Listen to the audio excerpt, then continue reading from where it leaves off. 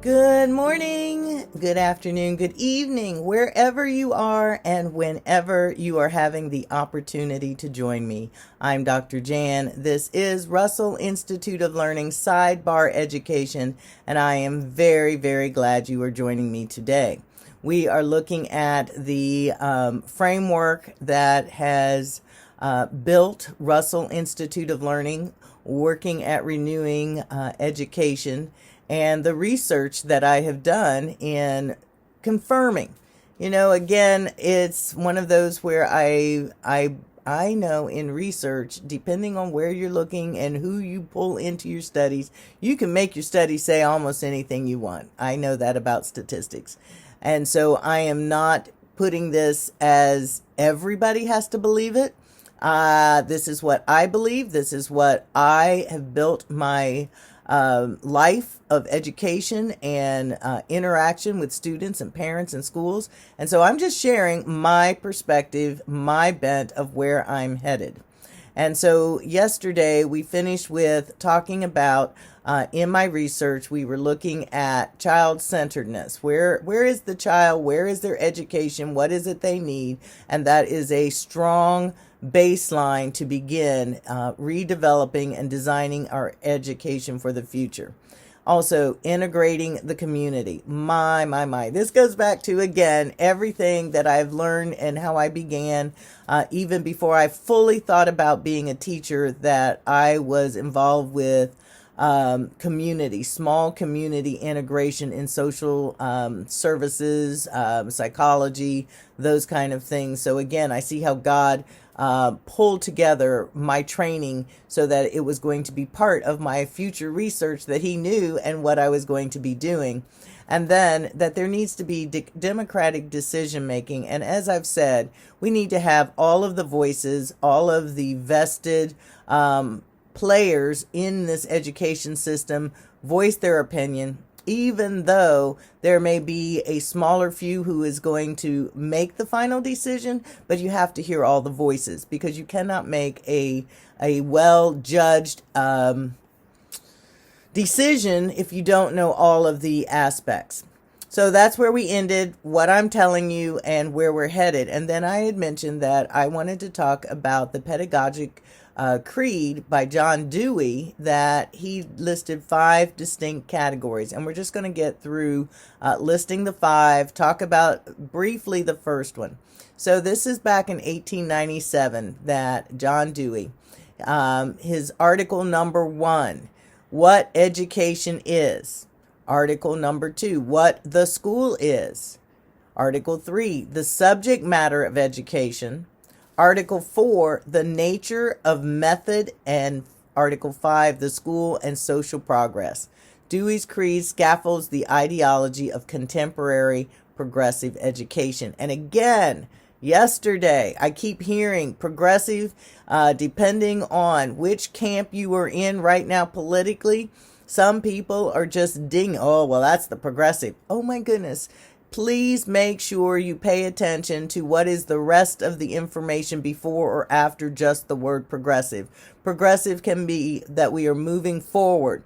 Now, our goal is how we are doing it. Are we doing it with truth? Are we doing it with value? Are we doing it with facts and not just because we say so or all of the other things? Please, please, please don't just automatically go to a camp because of a word. And there's other things I heard yesterday and read, and it's like, oh my goodness, people are missing the issues because they will not go beyond a label. And I understand labels are there and we sort of live by them because we're categorical people. But we've got to go beyond being angry and hateful just because of a terminology. And really, what is the true issue? It is the issue of educating not only our children, but our families and our communities of what is the best thing, best process of being the best that we can in the light of God, who he created us all equal. And he did not intend for us to use color, nationality, or anything to separate us, because he wants us all under his umbrella of kingdom. That was not what anybody was asking for. But anyway, let's keep on going. Stephen Covey in 2004 often writes about beginning any project with the end in mind. Educating students is no different, and Dewey's Article 1, What Education Is, addressed the fundamental question of the purpose of education. And I think that has then overall, we have to go back, and if we really study history, education at times has been used to indoctrinate. It has been used as propaganda to make the next generation or two to line up and believe what those who are in charge believe. Hey, that's true, whether you believe it or not. And so we need to be very careful as a society who is having the responsibility of educating our children and giving the final determination of what is the purpose of education. And again, I keep going back. It should, in my opinion, be the parents. Parents have the first priority. What is it about education that my children need? They need to read, they need to be able to write, and they need to be able to articulate. And then the rest of that, add their moral values as their family, and then, hey, they need to be able to hold a job and be independent. That should, in my opinion, be the purpose of education. Let's go on and see what John Dewey said. I believe, this is Dewey, I believe that the only true education comes through the stimulation of the child's powers by the demands of the social situations in which he finds himself. I believe that this educational process has two sides. And remember, this is John Dewey. One physiological and one sociological, and that neither can be subordinated to the other or neglected without evil results following.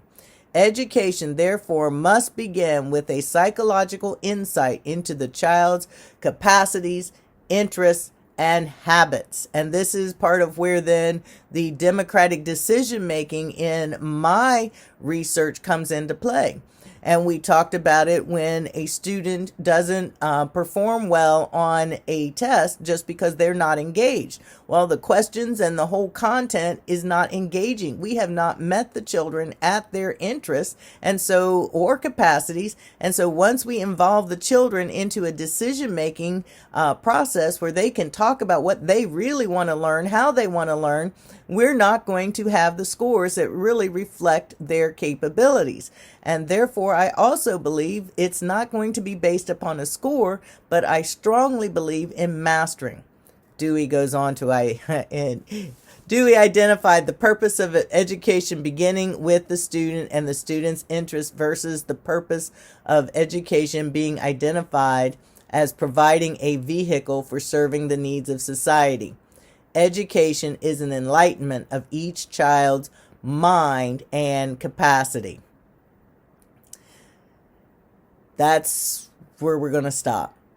It's not about, yes, they need to be independent, and yes, they need to be good citizens, and yes, they need to contribute to society, but we're not training them as a factory so that they can fill the, oh, here's the elderly, they're out of that pocket, now we need to put this one in. Where is it that we are finding the interests, capacities, and habits of a child?